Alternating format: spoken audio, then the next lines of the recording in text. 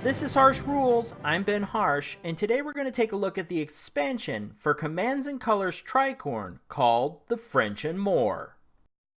Commands and Colors Tricorn, the French and More, was released in 2018 by Compass Games and designed by Richard Borg. This expansion continues to support 2 players and takes about an hour to an hour and a half to play.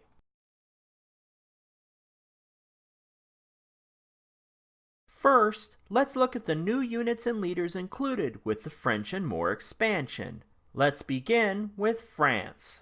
France is represented by multiple infantry units, a cavalry unit, and an artillery unit. France also has its own leaders. France's infantry type is comprised of 4 classes.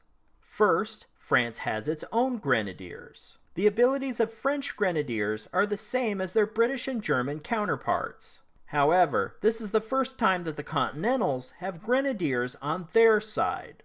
Next are the French regulars. French regulars are unique compared to other nations in that they start with 5 blocks rather than the usual 4. According to the rules, French regulars historically were much stronger than their counterparts. This strength is represented by an additional block. However, French regulars are considered full strength at 5 blocks. If they lose a block in combat, they suffer the same penalties as a 4-block unit that suffers a casualty.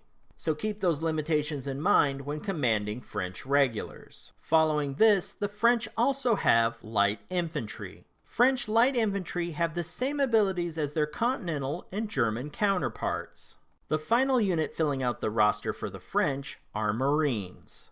Marine units have a green nameplate, which means they're technically a light unit. However, French Marines can only move 1 space, but they do not lose a battle die when moving. Their advantage is that they can hit with a saber die result in combat. This differentiates French Marines from other French and Continental light units. Now, for the remainder of the French units, their cavalry, artillery, and leaders all have the same abilities as their counterparts from other nations. If you're familiar with how these types work, then you're all set to start using the French versions. In this expansion, the British also receive a few new units. First up, the British have the Ranger class. British Rangers are an elite class of infantry that also have some light infantry abilities. Next, the British also receive their own light rifle infantry. However, the British light rifles are stronger than the other nation's version in that they can hit on saber die results in combat. Finally, the British receive heavy artillery in this expansion. Heavy artillery outclasses light artillery in range and firepower. Now, let's take a closer look at the stats for these new units. This is the stat overview of all the new units in the expansion, beginning with infantry. Many of these units function the same as their other national counterparts with 3 exceptions: the British Ranger, the French Marine, and British Rifle unit. The British Ranger's abilities are a hybrid of elite and light classes.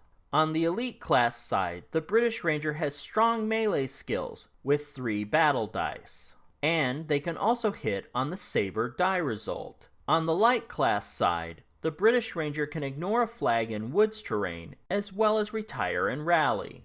The French Marine appears to be a hybrid of regular and light class abilities. The Marine can use the saber ability in melee combat and can move without being penalized a battle die. However, they can only move 1 space, they cannot retire and rally, and cannot take advantage of the woods to ignore a flag die result.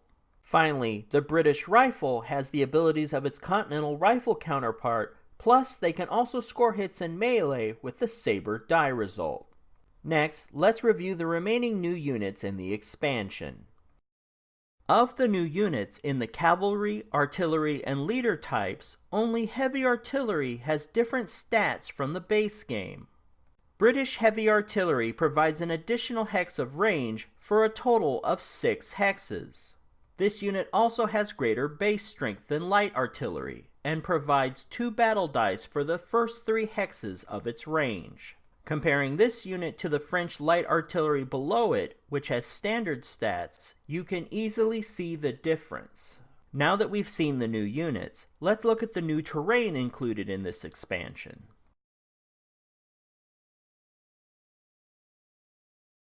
Although the French and More expansion comes with 45 additional double-sided terrain tiles, there are actually only 2 new types of terrain.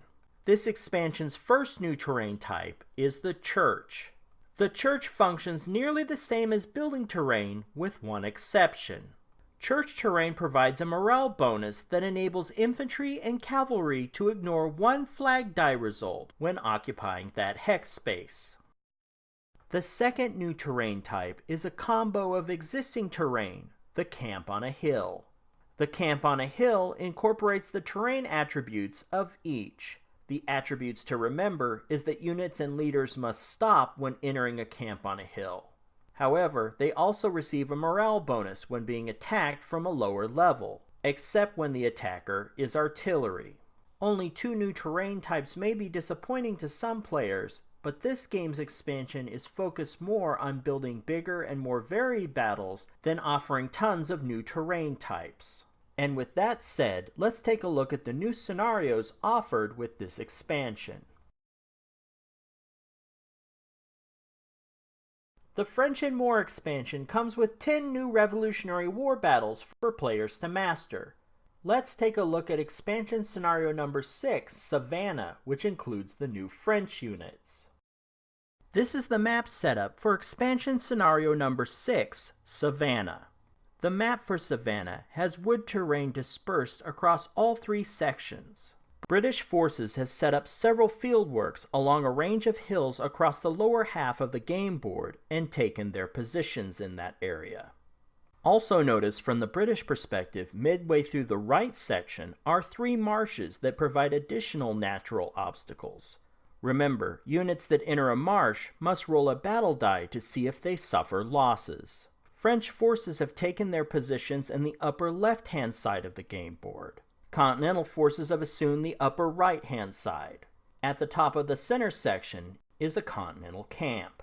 The occupation of Savannah, Georgia by British forces was part of their strategy to bring the southern colonies back under royal control. Continental and French forces attempted to lay siege on the British occupiers of the city. However, when bombardment on the city failed, the French launched an assault against the hills. This scenario recreates that battle and displays many of the French units included with the expansion. These new expansion scenarios also come with 3 new objective types. The scenario for Savannah uses 2 of these. The first of these new objective types is the breakthrough or withdrawal objective. In this scenario, the Continental player gains 1 permanent breakthrough victory banner for each Continental unit that exits the battlefield from a British baseline hex. The opposite of a breakthrough is a withdrawal. Although not featured in Savannah, a withdrawal objective would be awarded if the player moves their forces across their own baseline. A quick note about hexes running along the baseline and scoring on these objectives. To score, units must first reach the baseline row and then in a subsequent move exit the battlefield. The second type of new objective featured in Savannah is the time pressure objective. This type targets the attacker who is racing against time to win, in this case the Continentals. Under these objective rules, whenever the defender, in this case the British, plays a scout command card, he or she may draw 1 command card and take a permanent victory banner, or draw 2 command cards at the end of their turn. However, the last victory banner must be earned. This time pressure objective works well in a siege scenario, like in Savannah. To win the scenario, the defender merely needs to hold out and keep playing scout cards to earn victory banners. The final new objective type, which is not featured in Savannah, but may appear in other scenarios, is the section clear objective. This objective awards a player a victory banner if they successfully clear all enemy units and leaders from a section of the game board. However, the banner is lost if units from another section re-enter the cleared section. Also note, units occupying a hex on the dotted line section of the game board are considered to be in the center section. This is an interesting game rule because it forces players to think about the lateral axis of the board rather than just up and down. And now that we've covered the new objectives, you should have a pretty good idea of what the French and More expansion adds to the base game. I hope you've enjoyed this look at the expansion for Commands and Colors Tricorn, the French and More. While this is a small expansion, it does allow players to add the French to their games, as well as 10 new battles that will help flesh out the Revolutionary War. If you found this video helpful, please give me a like and share with your friends. To be the first notified when the next episode of Harsh Rules becomes available, please hit the bell icon for notifications. And as always, this is Ben Harsh for Harsh Rules. Thank you so much for watching, and I'll see you on the next video.